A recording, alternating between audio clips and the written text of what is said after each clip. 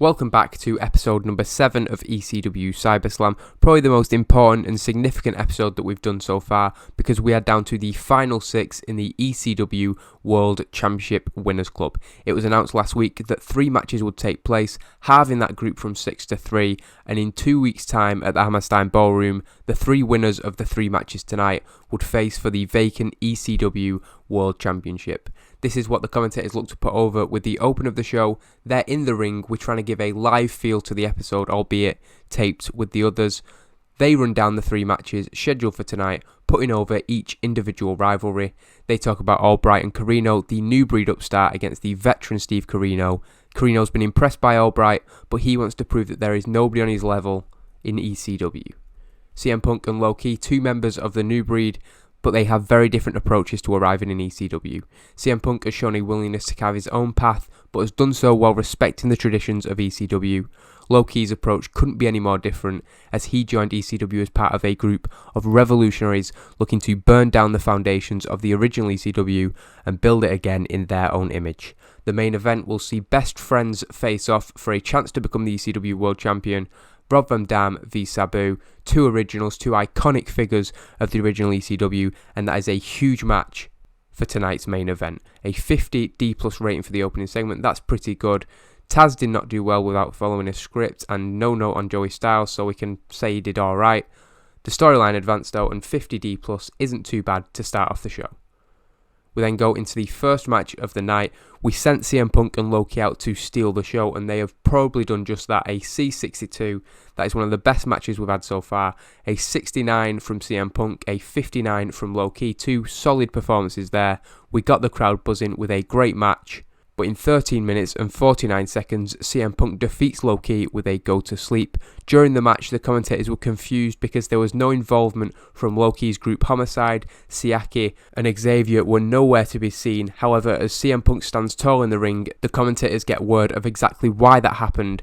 They say that the cameras caught an incident in the back during the match. We didn't want to go away from the match while it was ongoing, but here's the footage of what happened backstage. We then see Xavier, Homicide and Sonny Siaki. They're trying to get out to be able to get involved in the opening match, but they are stopped by Sandman and Tommy Dreamer. Of course, the 3 outnumber the 2, but just incredible. Tony Mamaluke, Little Guido, a couple of undercarders back up the originals, and they ensure that there is no way that Xavier, Homicide or Siaki can get involved. A brawl breaks out, and it becomes clear that Low Ki will be getting no backup in the match, as we saw. A 29 rating, not a very good segment, and unfortunately any good that match does for the storyline is immediately negated by a terrible segment afterwards. We then have a quick recap of the rivalry between Brent Albright and Steve Carino before their match. Brent Albright's series of victories, mostly using his crowbar submission hold, led to interest from the King of Pro Wrestling. A few weeks ago, it appeared that the shooter had earned the respect of Steve Carino, only for the veteran to slap him in the face. Both men are undefeated since ECW returned, of course, and they'll go one-on-one up next for a place in the ECW World Championship match in 2 weeks' time at the Hammerstein Ballroom. We then get a 38 D+ rating for the second match. That really isn't good enough. A 47 for Steve Carino, which isn't particularly impressive, but a 37 for Brent Albright again is disappointing. As for what happened in the match, Brent Albright seemed to have Steve Carino exactly where he wanted him. He locked in that crowbar in the middle of the ring. Steve Carino had nowhere to go, but coming from out of nowhere, a shock to everybody, Stevie Richards comes out and hits Brent Albright with a chair, breaking the hold. He then waited for Brent to get back to his feet and hit a super kick to Albright. Steve Carino able to get the victory, albeit with a huge assist from Stevie Richards. Why Stevie Richards did that, nobody has any idea, but he does turn heel. A complete success for the heel turn, and we move on to the next segment. Steve Carino is just as confused as everybody else by the actions of Stevie Richards. The commentators baffled by his decision to attack Brent Albright. Even when Steve Carino looks for answers, he gets nothing. Richards heading to the back, walking off.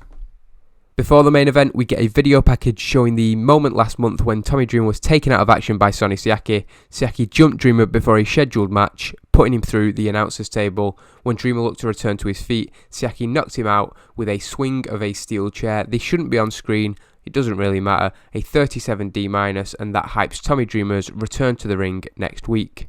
We also get a promo from Tommy Dreamer doing just that, He is given free rein to take out his anger and frustration on everybody, from Sonny Siaki and the rest of his group to Paul Heyman, who stopped him from getting the match last week. Dreamer is understandably annoyed about how things have gone in ECW since it returned, and next week is his chance to make things just a little bit better. We then go into that main event, which gets a C-56, his second very good match on the night. I was hoping maybe they could outdo CM Punk and Low Ki, but it's clear maybe that the new breed have got a step ahead of the originals. In a bout that had good heat and decent wrestling, Rob Van Dam defeated Sabu in 60 minutes 5 with a 5-star frog splash. The road agent note was a car crash, so they were going all around the ring, huge spots wherever possible, all around the arena, but when it came down to it, Rob Van Dam is the one advancing to that ECW World title match in 2 weeks' time. Following the match, as Rob Van Dam has his hand raised, he immediately goes to check on Sabu, but once he knows that his best friend is okay, he celebrates his victory. As ECW CyberSlam goes off the air, Joey Styles recaps the events of the night's action, putting over that the World Championship Winners Club is now down to 3 competitors. In 2 weeks' time, at the Hammerstein Ballroom, CM Punk, Steve Corino and Rob Van Dam will face off in a 3-way dance, the victor being the last person to have won all their matches in the new ECW. So when that match is over, that man will be crowned the ECW World Champion. A 51D rating, that is disappointing because we had 2 great matches. The segments probably didn't help bump us up like we needed it to. There weren't enough attractive women, again, I keep forgetting about that. But we did increase our popularity in 42 regions, so I'm not going to complain too much. The Championship 6, which is the title of the episode, was supposed to evoke the SmackDown 6 that Paul Heyman booked back in 2002-2003, I think it was. We've shown that probably 4 of them are good enough. CM Punk, Low Ki, Sabu maybe, and Rob Van Dam, definitely people we can continue to build the company around. But continually, Brent Albright is showing that he is not on that level just yet. And Steve Corino, again, touch and go. He may be, he may not be.